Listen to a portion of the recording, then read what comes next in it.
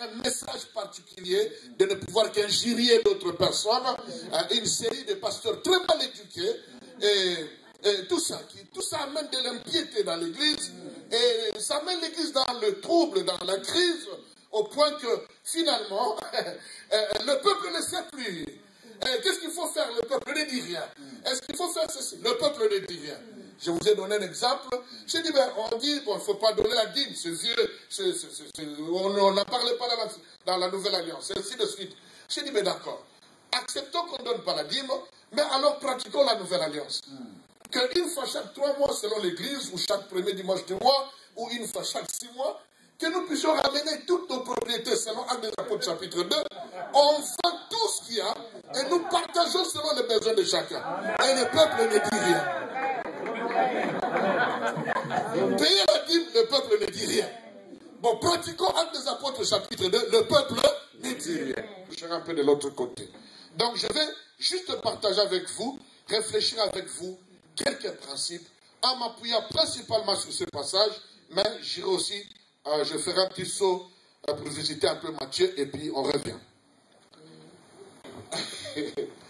Le premier principe, pour que nous puissions avoir un leadership fort en temps de crise, pour moi, avec un peu de sagesse apostolique que Dieu m'a donné, c'est le principe de l'authenticité des appels dans le ministère. Amen. Amen.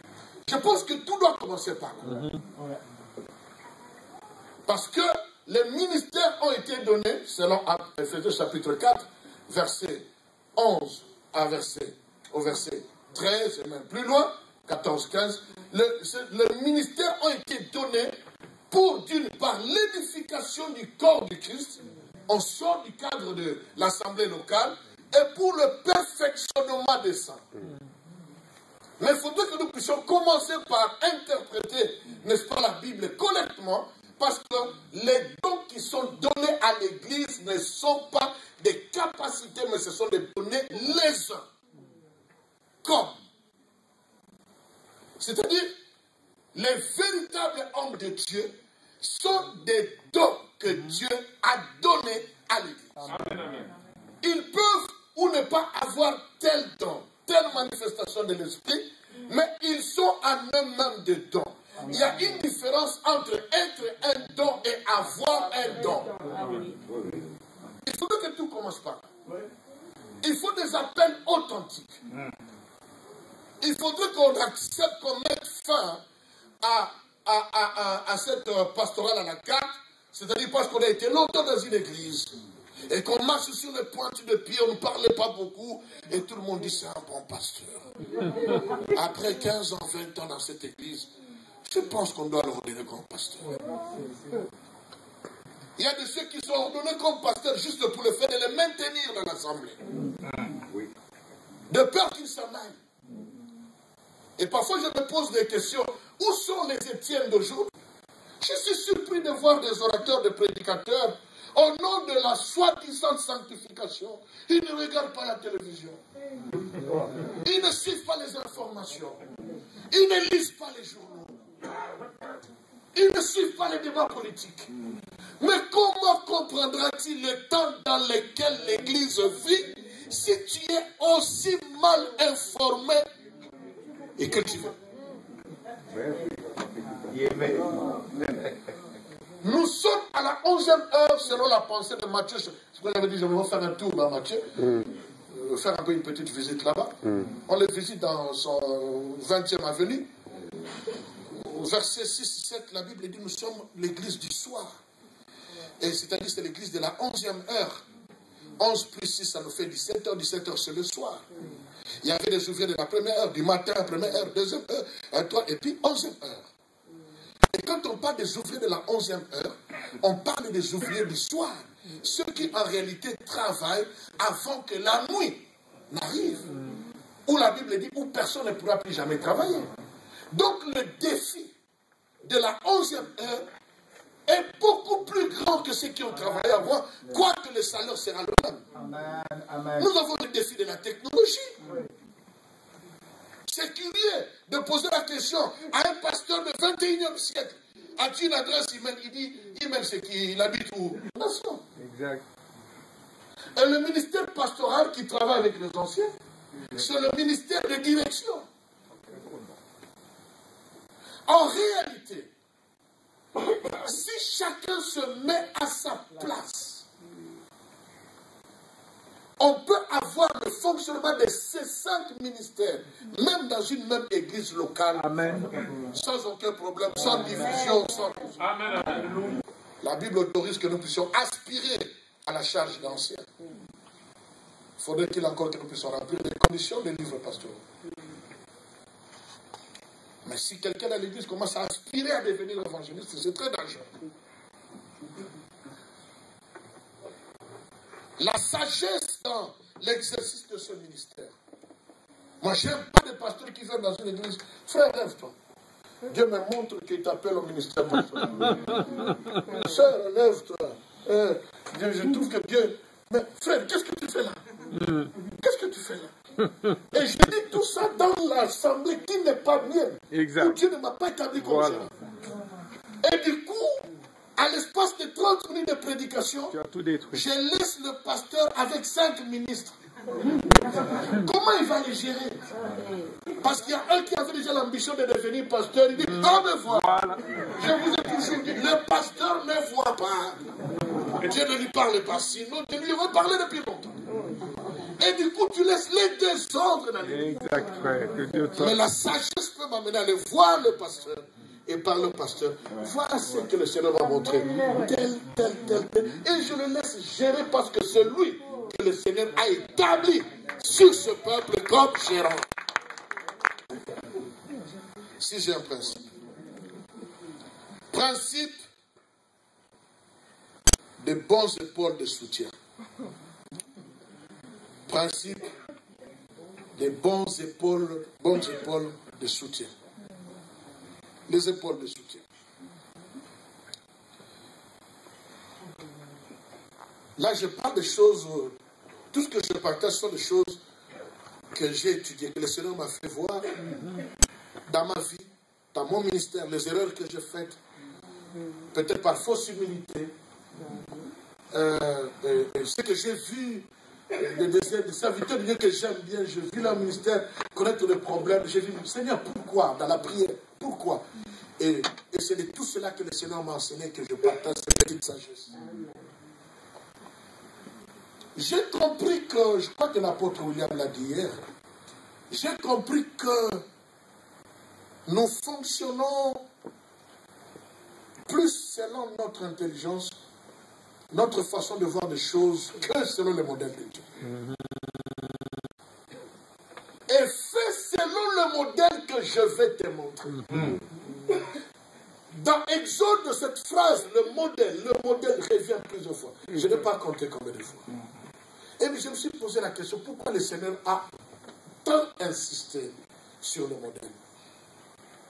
Et un jour, j'ai eu une réponse peut-être qui pourrait paraître banale. Je me suis dit, c'était pas la première fois que Moïse avait à construire quelque chose. Il a passé toute sa vie à construire les pyramides. Et si Dieu ne lui avait pas donné le modèle, il allait faire le tabernacle sous forme de... C'est vrai, très bien. C'est intelligent. Il a passé tout ce temps à diriger les travaux des pyramides. Et si Dieu dit, construis-moi le tabernacle et qu'il ne donne pas le modèle, fini. Et Dieu aurait eu des problèmes à déplacer le peuple. Et le culte allait avoir des problèmes. Parce que il faudrait que... Où est-ce qu'on allait placer le... Il fallait des échelles pour arriver au lieu très saint. Et Dieu a dit, regarde et fais selon le modèle que je veux te montrer. Amen. Amen. Et il dit au peuple, vous ferez le travail Amen. selon le modèle que je vais te montrer. Amen. Amen. Amen. Avec des amis que de travailler avec les fils ayant notre esprit. J'ai découvert dans la Bible que Dieu ne travaille avec personne si celle-ci n'est pas son fils ou n'a pas son esprit. Amen. Amen. C'est une famille. Et dans la notion de la famille, il y a un père et il y a des fils. Je suis surpris encore de ce message qui circule. Le père spirituel n'existe pas. Parce que la Bible dit, vous n'avez qu'un seul père. N'appelez personne père ce matin.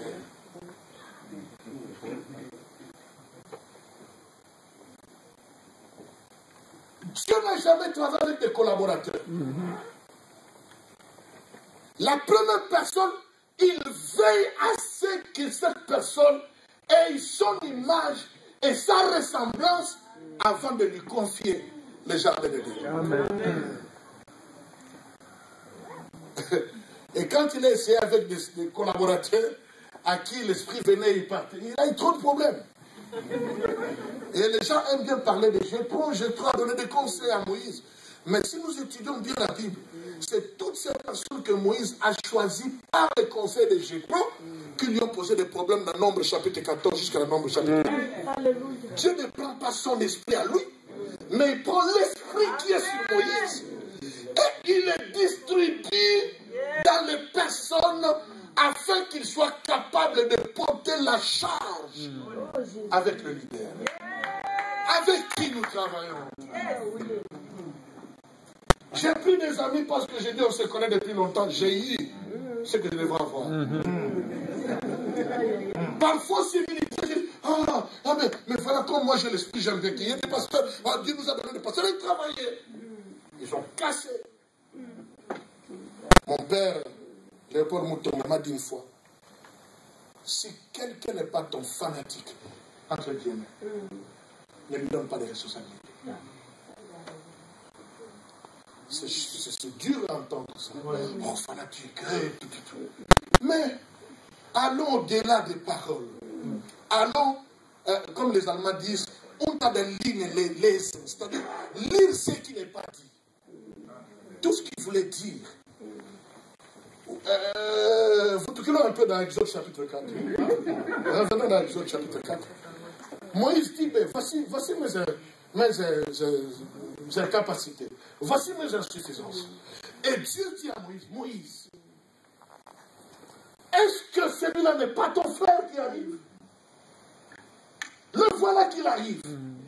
Quand il te verra, son cœur se réjouira.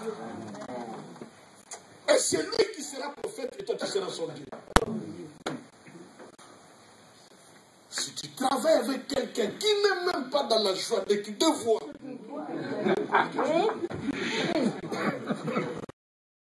c'est que quand il voit Moïse, que Moïse soit beau ou pas, qu'il soit clair ou noir, petit ou grand, intelligent ou pas, trapu, gros, mince, gris, grand, peu importe, mais dès qu'il le voit, sans libérer la parole, sans bénédiction, sans avoir prêché ni chanté, il le voit seulement. Son cœur est dans la joie. Mais parfois nous travaillons avec des gens qui ne sont même pas. Rien que la chaussure, ça l'énerve. S'il ne peut pas supporter ta chaussure, il supportera le ministère. S'il ne peut pas supporter la voiture que tu as, comment va-t-il supporter cette petite gloire, ces petits honneurs qu'on donne aux autres? Quand il te verra, son cœur sera dans la joie. Même dans le couple, si ta femme ne trouve plus en toi le plus beau mari qu'il puisse avoir, c'est un souci. Que tu t'habilles comme ça, c'est pas correct. Tu te coiffes comme ça, c'est pas bien. Tu es comme ça, c'est que la femme me prépare comme ça, et c'est pas ça. Il y a un souci. Jésus dit, c'est mon message demain à l'église baptiste. Il faut que je laisse l'église, le troupeau, le peuple, sous la charge d'une personne. Il dit, commence à chercher. Pam, c'est vrai, il a trouvé dans Matthieu là-bas que Dieu, Pierre, c'est ça, Pierre, je bâtirai mon église et tout. Mais il est passé par un autre test. J'aime bien les tests. Amen. C'est pourquoi j'ai filmé tout. Même tu, si tu m'aimes, aime les brebis. Ah, yes. 3 fois. Et on découvre quoi? On découvre que Jésus laisse l'église, non pas aux disciples que lui aimait beaucoup, mais aux disciples qui aimaient beaucoup Jésus. Et nous avons l'habitude de laisser nos responsabilités à ceux-là que nous aimons beaucoup. Est-ce le modèle de Dieu?